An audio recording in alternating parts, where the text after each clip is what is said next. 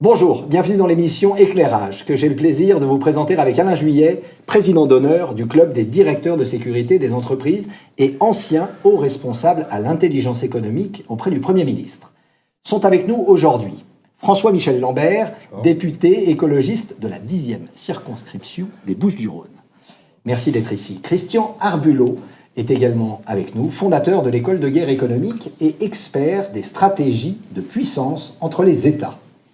Rappelons les faits qui sont à l'origine de notre émission. Depuis plusieurs années, les présidents américains annoncent des sanctions économiques et pénales très dures contre tout pays ou entreprise ne respectant pas les embargos ou les règles que les États-Unis ont décidées unilatéralement sous forme de lois extraterritoriales. En 2014, ils ont fait payer près de 9 milliards de dollars d'amende à la BNP pour avoir travaillé dans des pays sous embargo américain. En décembre 2018, ils ont fait arrêter au Canada la directrice financière de Huawei pour avoir travaillé avec l'Iran et veulent l'extrader aux USA.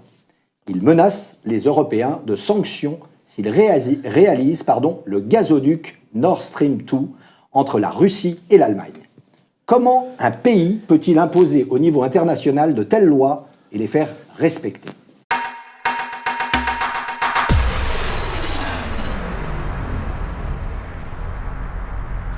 Mon cher Alain, je serai donc le candide qui sait presque rien et vous serez le sage qui sait presque tout.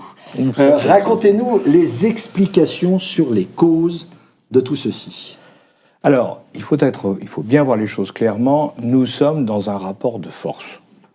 En réalité, l'hyperpuissance américaine n'accepte pas que l'on puisse avoir une autre politique que la sienne. Et dans cette vision qui est carrément manichéenne, on le voit en particulier avec le président Trump, qui lui alors est vraiment presque caricatural, si l'on peut dire, dans ce cadre-là. En opposant toujours le bien et le mal, eh bien, on s'aperçoit que ou on est avec elle, ou on est contre elle. Et je vous rappelle à ce sujet-là ce qui s'était passé au moment de la guerre en Irak, quand le président Chirac avait décidé de ne pas faire la guerre en Irak, et où les Français avaient subi aux États-Unis ce qu'on a appelé le French bashing, c'est-à-dire des attaques tout azimut, parce qu'on faisait le crime de ne pas faire la guerre avec eux. Alors, en fait, ils sont toujours dans cette posture de ce qu'on fait est formidable et suivez-nous. Enfin, on est dans le me, myself and I. Et finalement, est-ce qu'ils veulent uniquement des suiveurs ou des alliés ? Je crois que ce qu'on peut dire, c'est que les Américains aujourd'hui sont face à un problème énorme qui est la croissance de la Chine. La Chine va devenir, avant 2050, les Chinois disent 2049, la première puissance mondiale. Et sous les coups de boutoir de la Chine, mais également sous ceux des pays émergents, qui commencent à grimper et qui ont supportent de moins en moins la domination américaine. On voit que les Américains ont décidé d'utiliser tous les moyens à leur disposition pour freiner ce qui se passe. Alors ils utilisent le renseignement, économique, technique, la centralisation de l'information. Ils travaillent en partenariat étroit public-privé, et ça il faut toujours le rappeler parce qu'on n'a pas bien conscience de ce que ça veut dire en Europe. Ils utilisent le dollar, qui est la grande monnaie de référence, et ils ne se gênent pas pour l'utiliser dans toutes les formes, on le verra. Et puis ils ont ces fameuses lois extraterritoriales, c'est-à-dire des lois votées aux États-Unis, mais qu'ils ont décidé de faire appliquer dans le reste du monde. Ce qui pose un vrai problème. Et juste sur ce point-là, je m'excuse d'être un peu technique, mais je crois qu'on est obligé de le rappeler au niveau des lois extraterritoriales. Il faut savoir que tout a commencé en 1988, donc c'est pas hier. Ça s'est durci en 1996 avec les lois protectionnistes. Il y en a eu deux, Ellen Burton et D'Amato Kennedy. Et puis on a eu le Patriot Act en l'an 2000, et on a eu les lois antiterroristes après le 11 septembre 2001. Et s'y ajoute, ou plutôt s'y est ajouté en 2010, les dispositifs anticorruption qu'on appelle Dodd-Frank et FATCA, qui sont eux issus d'une loi, la Foreign Corruption Practice, qui avait été faite en 1997. Donc, si vous voulez, on voit que on est face à un arsenal juridique qui a 20 ans, ils ont mis 20 ans pour le faire, pour le mettre au point, et qui a un seul but, il faut être très clair là-dessus, assurer envers et contre tout la suprématie des États-Unis. Mais quand on voit ce qui se passe un peu partout, on peut dire que les entreprises et les États acceptent quasiment ces règles du jeu déséquilibrée, unilatérale, enfin... Tout à fait, mais il faut dire aussi que la méthode de persuasion américaine est particulièrement efficace, hein. Sinon ça ne marcherait pas. Alors si on regarde, en dehors des actes de corruption, hein, dans lesquels vous devez directement répondre devant la justice américaine, et je rappelle ici la première émission d'éclairage où on a eu justement un dirigeant d'une entreprise, d'Alstom, hein, qui avait connu les joies des prisons américaines. Donc on sait comment ça marche, on nous l'a expliqué. Mais au-delà de ça, la force américaine, c'est de vous dire, vous pouvez faire tout ce que vous voulez. Vous êtes libre. Nous sommes un pays démocrate, vous êtes libre. Mais attention, il y a un certain nombre de règles qu'il ne faut pas changer. Lesquelles ? Vous ne devez pas travailler en dollars. Déjà, ça devient difficile quand le dollar est la monnaie de référence. Vous ne devez pas utiliser des sociétés financières, des banques, des fonds d'investissement américains, directement ou indirectement. Ça devient plus compliqué encore. Vous ne devez à aucun moment transiter par les États-Unis pour vos accords, vos transactions, vos flux matériels ou financiers. Ça complique encore. Vous ne pouvez pas utiliser des réseaux sociaux. Si vous utilisez Internet ou le mail, vous tombez sous le coup de la loi. Et pareil pour les sociétés numériques américaines comme Microsoft et les autres. Et enfin, vous ne devez avoir aucune activité commerciale, hein, ou industrielle d'ailleurs, aux États-Unis. Alors, vous comprenez bien en écoutant toutes ces listes que pratiquement on ne peut pas échapper, quoi. Donc on vous dit d'un côté vous êtes libre, et d'un autre côté on vous dit vous ne pouvez rien faire sinon on vous prend.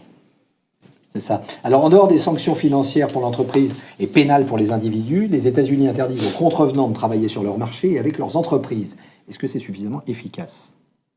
Oui, parce que tous les grands groupes mondiaux, il y a les Français mais les autres, hein, les groupes européens, les groupes mondiaux, tous ont une part importante de leur chiffre d'affaires aux États-Unis. Donc ils ne peuvent pas se permettre d'abandonner ce marché américain. Et les Américains le savent très bien. Et de surcroît, nos dirigeants ne veulent pas se retrouver en prison lors d'une escale aux États-Unis, hein, ou alors lors d'un passage touristique ou d'affaires.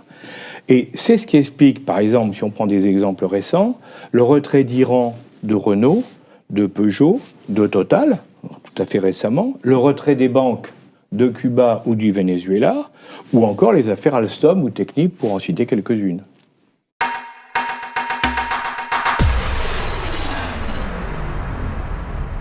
Merci Alain pour ce premier éclairage sur la question. Et on va rentrer maintenant dans le débat avec nos deux invités. Première question, en fait, il est difficile de comprendre comment la France et l'Europe ont pu se laisser imposer une telle situation.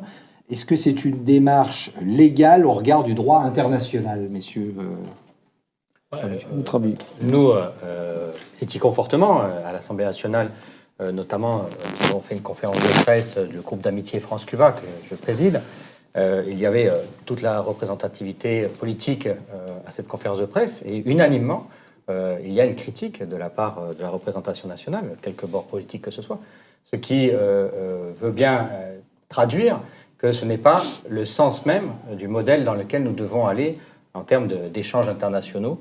Nous sommes effectivement sous le joug de décisions unilatérales qui s'appliquent au-delà des frontières américaines et qui viennent sur la souveraineté française européenne heurter le libre marché. Donc il y a une contestation et sachez-le, nous sommes en train de travailler, nous nous présenterons dans une autre émission, mais nous sommes en train de travailler à des ripostes parce qu'il faut monter, il faut avoir des ripostes car on est dans une sorte, et comme vous l'avez dit, Monsieur Juillet, moi j'appelle ça dans une sorte de capitalisme du Far West. Le premier qui dégaine a gagné, donc nous allons aussi nous armer. Mais à la différence peut-être des États-Unis, nous n'avons pas encore l'envie de combattre. Et ça, c'est quelque chose de politique qui dépasse même, permettez-moi de le dire, le cadre des députés.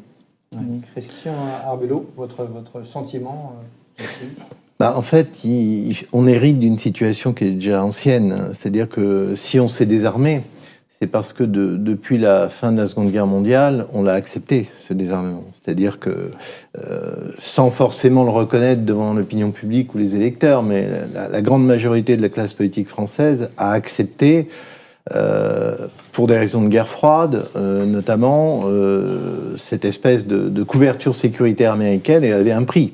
Donc ce prix, on le paye depuis longtemps. Et c'est vrai que, excepté peut-être durant la période du général de Gaulle, entre 58 et même 65, parce que déjà après 65, ça devenait compliqué pour lui, les autres sont rentrés dans ce jeu. ce qui fait qu'il était compliqué pour ce qu'on appelle nos élites ou les responsables politiques et les décideurs économiques d'aller à l'encontre de ce qui était finalement accepté. Donc, peut-être que les États-Unis ont eu d'autant plus de facilité à imposer cette lourdeur en termes de droit, parce que précédemment, en fait, on avait déjà accepté leur suprématie. Et c'est ça qui fausse un peu l'ensemble. C'est-à-dire qu'aujourd'hui, on doit reprendre pratiquement tout à zéro, on doit reconstruire des grilles de lecture, ce qui n'est pas une mince affaire, hein. Vous le savez mieux que moi, ça demande du temps, ça demande à réinvestir le terrain éducatif, et pas forcément au niveau supérieur. Il y a presque une culture civique à introduire, et donc ça va demander du temps. Le vrai problème, il est là. Alors, une question justement. Alors, quand on regarde, par exemple, l'Allemagne, elle, pour protéger ses voitures, la vente de ses voitures aux États-Unis, puisque c'est très important pour eux, elle est prête à lâcher sur autre chose. Quand on prend la Pologne, elle privilégie la protection de l'OTAN, donc les Américains contre les Russes, et cédera toujours aux pressions américaines. Ça, c'est clair. Les Français, comme promoteurs du libéralisme d'État, puisque nous, c'est notre référence, en définitive, on agit peu ou on se défend peu. Alors la question que je voulais vous poser, c'était est-ce que nous sommes réellement, au niveau européen, incapables de nous mettre d'accord, et dans ce cadre-là, est-ce que nous ne sommes pas en train de faciliter la tâche des Américains? Parce qu'on arrive en ordre dispersé face à une machine. Alors, pour répondre d'abord directement à votre question, effectivement, la construction de l'Europe, de façon plus générale, elle se pose, plus hétéroclite qu'un projet commun. Nous sommes dans une période électorale, mais de façon particulière, il y a bien un règlement, le règlement de 1996, qu'on pourra peut-être repréciser, qui était prévu pour contrer les fameuses lois Helms-Burton. Il y a des pays qui sont un peu plus armés que d'autres. La France, vous l'avez dit, est moins armée, pourtant nous devons remonter là-dessus. Mais il est clair que la France ne pourra pas toute seule et qu'il sera nécessaire à un moment donné de préserver l'espace européen. Alors des questions se posent, comment nous arrivons à présenter un autre modèle de capitalisme. C'est un des grands enjeux qui est devant nous face au modèle américain. Donc il y a vraiment un combat de société qui va devoir se faire contre des alliés. La récente libération des otages au Burkina Faso s'est fait avec le soutien de l'allié américain. Oui, donc on voit bien qu'il va falloir combattre notre propre allié principal dans un autre sujet qui est le terrorisme. Donc on rentre dans des relations difficiles. Alors je rajouterai en deuxième partie, c'est que les Américains ont aussi profité, peut-être aidé à vérifier, d'une idée dans notre société des bons et des méchants. Et quand on regarde les postures larges au niveau politique et médiatique sur certains pays comme le Venezuela, Cuba ou l'Iran, on est finalement dans une sorte, il y a les gentils et les méchants, et c'est normal que les Américains fassent en sorte d'attaquer des pays comme Cuba ou le Venezuela ou l'Iran.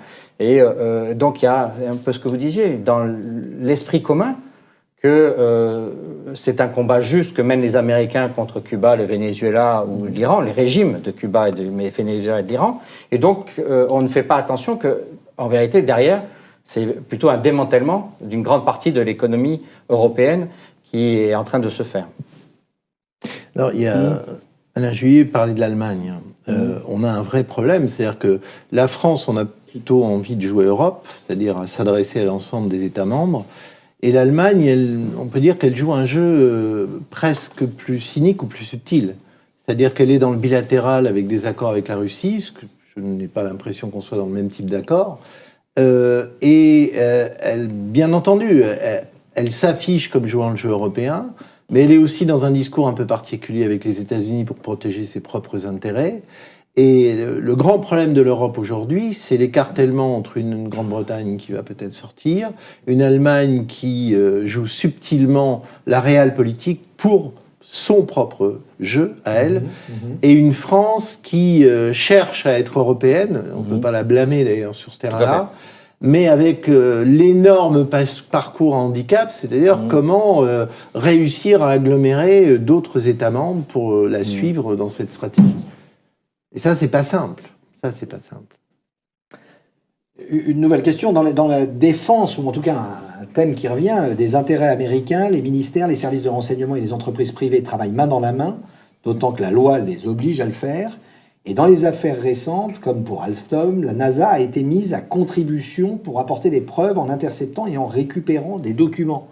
Alors, on en est là. Mais il y a eu le Cloud Act aussi l'année dernière, exactement. qui permet à la justice américaine d'aller saisir des données qui est dans le cloud, de stocker aux États-Unis de toute entreprise, sans informer cette entreprise, d'y puiser des informations qui servira des attaques. Donc, je reviens sur l'élément, c'est que nous souhaitons continuer cette alliance historique. Je rappelle que la France est le premier allié des États-Unis, de l'indépendance des États-Unis, mais que nous ne devons pas non plus être naïfs sur la volonté d'une partie de ceux qui sont en place aux affaires aux États-Unis, que ce soit les affaires économiques ou que ce soit les affaires politiques, d'une volonté de s'imposer au niveau européen, effectivement par rapport à un combat plus grand qui est celui face à la Chine. On devient un peu la proie de deux prédateurs.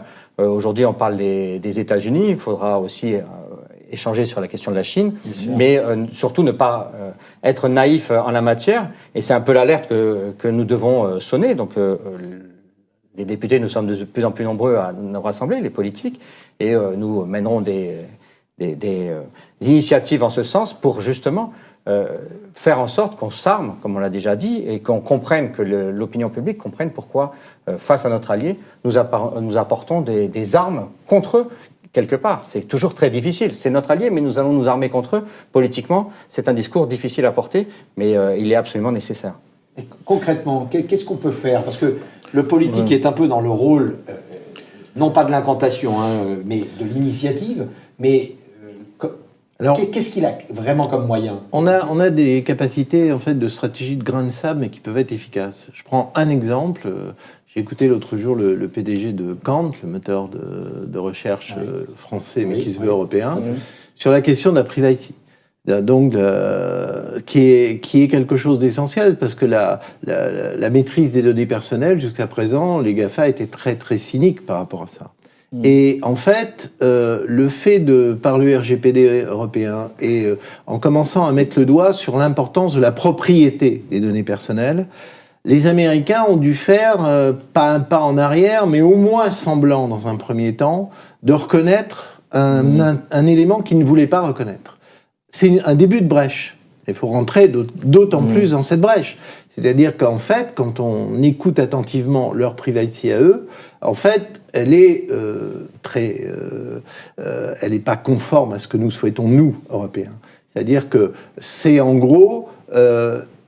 donnez-nous vos données personnelles et on les protégera. Nous. Et nous, c'est qui? C'est les firmes.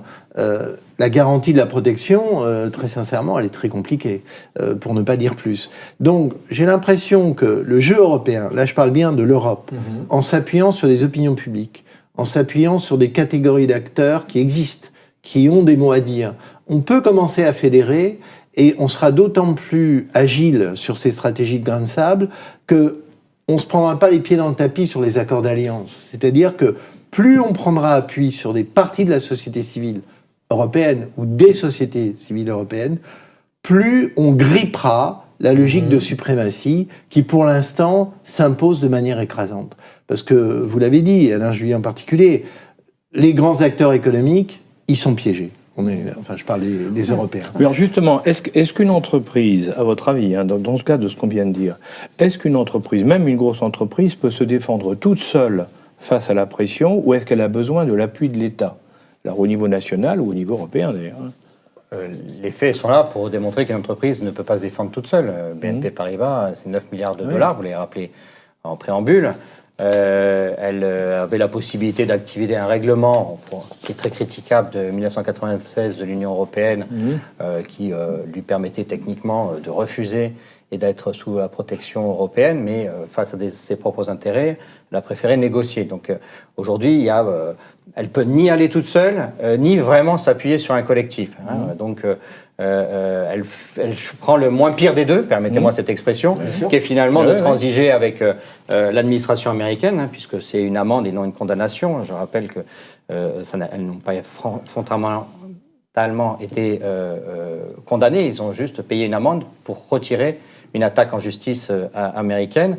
Et le problème, c'est qu'il y en a des dizaines et des dizaines de BNP Paribas qui sont déjà passés, qui vont venir, et à un moment donné, ça va apporter des coûts mortels à des entreprises, à l'économie en Europe et aux emplois. Donc il est urgent de donner les moyens à une action collective, soutenue, et seul le niveau de l'Europe pourra le faire. Mais la France, et on l'a dit, doit prendre le lead là-dessus.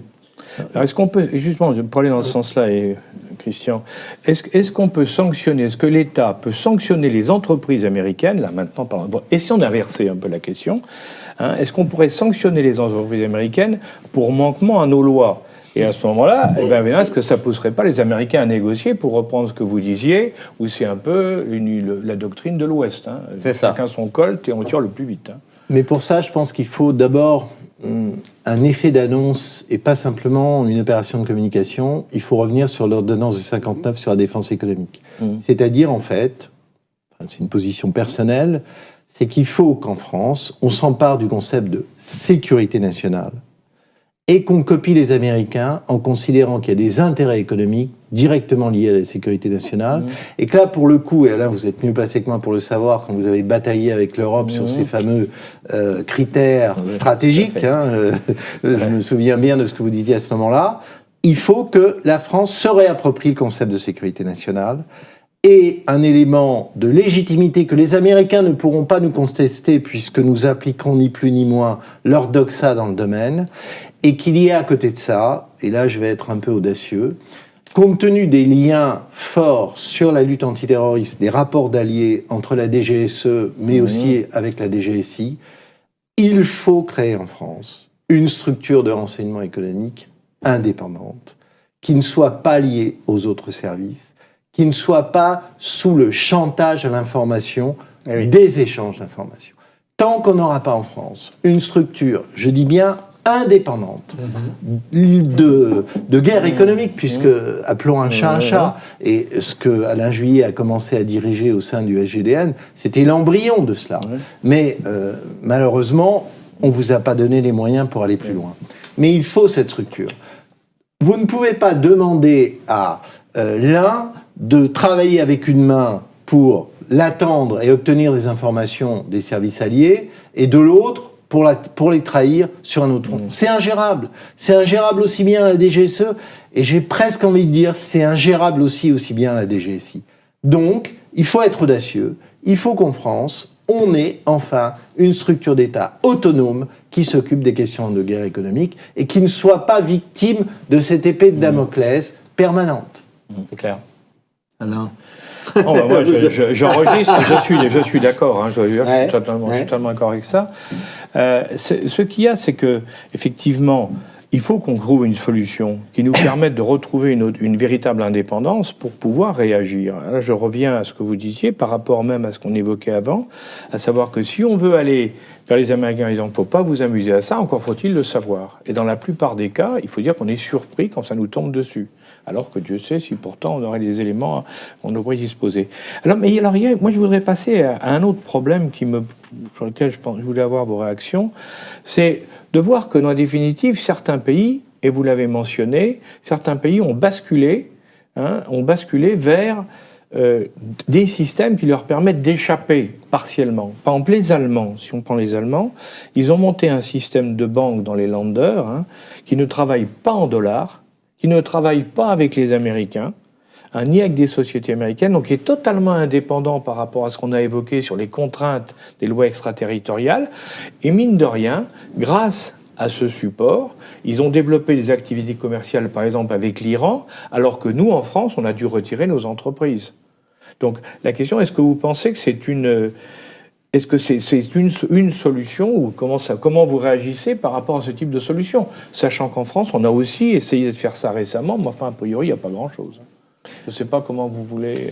Les Allemands ont un avantage sur nous. C'est-à-dire que les Allemands, et je ne fais pas d'ostracisme à leur égard, mais cherchent depuis très longtemps à reconstruire leur puissance.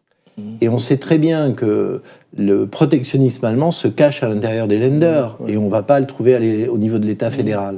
Donc il y a déjà des gens à l'intérieur qui travaillent, qui ont cette habitude, qui ont ce sentiment de connivence. Donc, comme vous le dites, aller dans la construction de systèmes de ce type, c'est pas si compliqué pour eux. Nous, on est quand même l'État jacobin, et créer des systèmes équivalents, c'est pas évident, parce qu'on n'est pas dans le même ordre d'idées qu'eux. Parler en France, par exemple, et Alain le sait très bien, de politique d'accroissement de puissance par l'économie, c'est une phrase qui écorche la bouche. On ne sait même pas ce que ça veut dire. Si on prend la Chine, on a exactement le cas d'école pour expliquer en un temps record comment, par tous les moyens, on va essayer d'opérer des raccourcis. En France, c'est pour ça que j'ai du mal, moi, à trouver des pistes équivalentes. Comment aller chercher des individus dans le monde de l'entreprise, dans le monde politique, ou même dans le monde universitaire, voire dans la société civile, qui vont avoir cette agilité. Cette agilité en termes de double langage, cette agilité en termes de dissimulation. C'est très compliqué. Mais on n'a pas le choix. Il va falloir qu'on trouve nos propres chemins. Je pense qu'une des possibilités, c'est de créer des écosystèmes économiques. C'est de nous rapprocher de plus en plus des territoires. C'est de trouver du liant pour que cette pédagogie-là, elle soit au plus proche de la vie du citoyen. Alors je sais bien que c'est peut-être émietter les solutions, mais j'ai presque envie de dire que dans un pays comme le nôtre, si on part pas du plus bas, et le plus bas, c'est pas péjoratif dans ma bouche, c'est vraiment l'organisation pour créer le lien, on n'y arrivera pas. Alors, oui, au-delà. Oui, allez-y, parce que c'est intéressant de voir. Alors, donc, effectivement, l'une des démarches que nous portons au sein du groupe d'amitié France-Cuba, c'est de la coopération décentralisée pour pouvoir venir répondre aux besoins de Cuba en termes de développement à partir de nos propres territoires. Alors, c'est un autre sujet. Cuba est hyper centralisé, donc il y a aussi un travail face aux partenaires. Mais je voudrais revenir sur votre explication sur le sujet des lenders et des banques qui sont dans les lenders. Pour ce qui concerne Cuba, plus particulièrement par rapport à d'autres pays, c'est que dans la loi Helms-Burton, il y a un titre 3 qui vient de s'activer le 2 mai et qui est spécifiquement ciblé sur Cuba. Donc même les sociétés pouvant utiliser des flux financiers loin du dollar se retrouvent confrontées, puisque ce titre 3, en un mot, c'est que tout ressortissant américain d'origine cubaine peut venir porter plainte face à la justice américaine pour spoliation d'un foncier d'il y a plus de 60 ans, avec demande d'intérêt sur 60 ans, vous pouvez imaginer. Il y a déjà des attaques contre des groupes immobiliers espagnols qui vont soit devoir sortir des États-Unis, soit payer des amendes extrêmement lourdes parce qu'ils utilisent du foncier à Cuba. Donc il y a même dans les lois extraterritoriales des spécificités qui sont montées. Alors, certains diront c'est une justice, ceux qui ont été spoliés, ce qui est faux, puisque la justice internationale a reconnu les nationalisations cubaines, et même la justice américaine l'a reconnu en son temps. Mais c'est bien une attaque contre des groupes économiques qui sont installés aux États-Unis en arguant de leur implantation à Cuba. C'est pas Cuba qui intéresse, c'est la force de ces groupes aux États-Unis qui est trop importante et qui doit être affaiblie aux yeux des acteurs économiques et politiques qui jouent ce jeu aux États-Unis. Alors, quand on entend ça, est-ce que, alors, au niveau, on a parlé au niveau territorial, on a parlé au niveau français, est-ce qu'on a parlé aussi des problèmes au niveau européen, d'unité, est-ce qu'on a une chance au niveau européen de pouvoir faire quelque chose? Parce qu'en vous écoutant et en y regardant ce qui se passe, ça semble pas simple non plus, hein. Et en combien de temps, j'ai envie de vous dire? Oui, en combien de temps? Oui. Là, moi, je crois qu'on n'a plus le choix par rapport à la situation décrite. Il faut taper du poing sur la table. Alors, on ne va pas faire comme Nikita Khrouchtchev, prendre sa chaussure et taper. Mais je pense que la présidence française, face à l'agilité et au cynisme allemand, il faut rentrer dans les contradictions allemandes. C'est-à-dire, où on a une unité européenne, prenez la question de l'énergie, on est bien là dans la désunion avec les accords bilatéraux Allemagne-Russie. Si on ne prend pas les Allemands à contre-pied de leur agilité, si on ne les remet pas dans l'axe avec un discours fort, mais ça veut dire taper du poing sur la table. On ne peut pas être dans les faux fuyants, on ne peut pas être dans on est le couple, on sent... Non, ou on fait l'Europe ou on ne la fait pas. Et faire l'Europe, vous savez très bien que c'est des enjeux lourds. Si on veut faire une armée européenne, ce qui est encore un pour l'instant un rêve, mais il va falloir le successeur européen du Rafale. Les Américains ne veulent pas du successeur européen du Rafale. Le défi, c'est que l'Allemagne le fasse avec nous, cet avion. On va passer par des goulets d'étranglement de ce genre. Si les Allemands nous lâchent sur ce projet, ça veut dire qu'ils ne veulent pas construire l'Europe. En tout cas, c'est la démonstration par A plus B qu'ils ne sont pas là. Donc, taper du poing sur la table, c'est sur des projets excessivement précis, c'est de dire, ce projet-là, on le mène à bien. Quoi qu'il se passe. Alors, il est clair aussi que tout ceci se passe dans une période d'entre-deux au niveau de l'Union européenne, puisque nous sommes dans la période des élections et avec un renouvellement de la Commission, un nouveau Parlement, un déséquilibre qui ne sont pas encore pleinement connus, des évolutions politiques dans certains pays. Mais il me semble, je ne peux pas en douter, qu'à un moment donné, la réalité des risques économiques par rapport à son propre intérêt enfermé dans son espace, on a parlé de l'Allemagne, mais ça peut valoir pour d'autres, viendra s'imposer pour une recherche commune de réponse face aux États-Unis. Parce que je ne doute pas qu'à un moment, la réalité soit perçue par les dirigeants, notamment allemands, c'est d'abord les Espagnols, les Français, peut-être les Italiens qui vont se faire laminer par la démarche américaine, mais après, ça sera le tour de qui ? Forcément, ça sera le tour des derniers, les plus forts. Donc, à un moment donné, rejouer du collectif avec un nouveau Parlement. Moi, je crois que notre force, elle est en train de s'écrire dans les prochaines semaines de ce nouveau cycle électoral qui finalement nous donne 5 ans de stabilité, alors que les États-Unis, eux, vont entrer dans une instabilité dès l'automne, ça va être le début. Et il faut savoir que c'est pas tous les Américains ne sont pas sur cette posture. Il va y avoir des débats. Il y a un renouveau, notamment dans le Parti démocrate, même s'il y a une grande partie des adhérents, des dirigeants du Parti démocrate sont aussi dans ce combat contre les industries européennes, ces lois extraterritoriales. Une autre partie, celle qui est en train d'émerger, celle qui est en train de prendre de la puissance dans le Parti démocrate, et pour rechercher d'autres voies de commerce international et de relations internationales. Donc, nous avons tout qui va s'écrire dans les prochaines semaines. Et je reviens à ce que vous dites. La France doit taper du poing sur la table. Nous allons nous engager en tant que parlementaires dans ce sens dans les prochaines semaines pour interpeller notre propre gouvernement et aller de l'avant. Le temps que ça remonte pour taper et mettre au pas l'Allemagne, pour s'unifier, pour mettre ensuite au pas les États-Unis, il y a quand même du boulot. Mais c'est assez très vite. Merci en tout cas. Merci. Mon cher Alain, il est temps de conclure.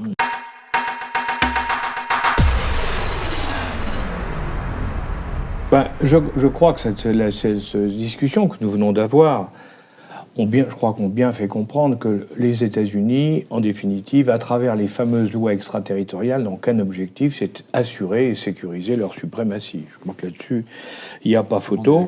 Sous un habillage qui est plus ou moins vertueux, parce qu'on vous sort plein d'arguments différents, mais en réalité, il y a une évidence. Et l'évidence, c'est la défense des intérêts américains, qu'ils soient géopolitiques, économiques, industriels, sociaux, numériques. Enfin bon. Il s'agit de protéger l'Amérique contre tout système ou organisation qui pourrait la mettre en difficulté. Je crois que c'est ça le problème. Il faut voir les choses en face, au-delà de tous les habillages qu'on peut raconter.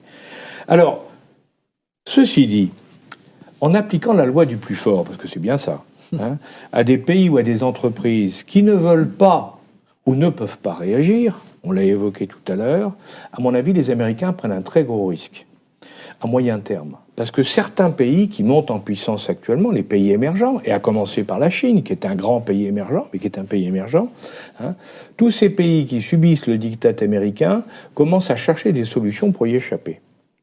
Et alors là, on voit que, par exemple, une des solutions, c'est de ne plus utiliser le dollar comme monnaie de référence. Et, par exemple, dans ce cadre-là, on voit que les pays émergents ont décidé de se créer une banque internationale qui n'utilisera plus le dollar comme monnaie de référence, mais un panel de leur propre monnaie. S'ils y arrivent, ça va poser un vrai problème aux États-Unis, parce que là, par contre, ils sont coincés. De même, toutes les transactions pétrolières aujourd'hui, pratiquement, sont faites en dollars. Or, j'ai noté récemment que les Chinois ont annoncé qu'avec l'Iran, ils allaient travailler en monnaie chinoise sur le pétrole. Donc, si ce système-là se développe, alors il va y avoir de vrais problèmes au niveau pour l'Amérique parce qu'elle ne pourra pas répondre, avec le système qu'elle a mis en place, à cette problématique. Alors la question qui reste, c'est est-ce que l'Europe a la capacité et la volonté de réagir? Vous l'avez évoqué tous les deux en disant qu'il y avait des possibilités, mais qu'il fallait, comme on disait, il fallait se réveiller, et beaucoup. Et je crois qu'il faut être clair. On l'a bien vu à la discussion qu'on a eue, c'est très compliqué, ça peut prendre du temps. Et puis on a un autre problème qu'on a guère évoqué, mais qui est une réalité, c'est que certains de nos gouvernants, il faut bien le dire, et certaines de nos administrations ont déjà clairement choisi leur camp. Et ce n'est pas forcément celui de l'Europe. Eh bien, merci messieurs d'avoir participé à cette émission Éclairage. Merci Alain. Merci de nous avoir suivis et rendez-vous très bientôt pour un prochain numéro d'Éclairage, histoire d'y voir plus clair.